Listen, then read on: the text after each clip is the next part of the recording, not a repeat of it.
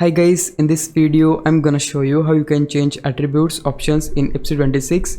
It's quite easy. So first of all, if you don't know what is attributes, then as you can see here on the screen, these are the attributes of a player including ball control, curve, finishing and so on.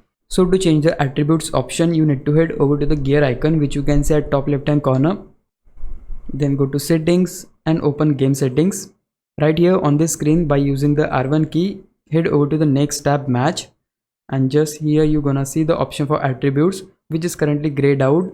And in order to solve this, you need to move over to the next tab which is game type settings, and here you need to change this gameplay type to custom in order to enable that attributes option.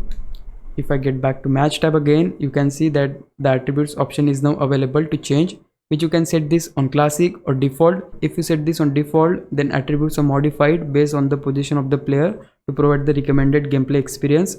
But if you set this on classic, then it will provide the classic FC gameplay experience. Whatever you like, you can choose that from here.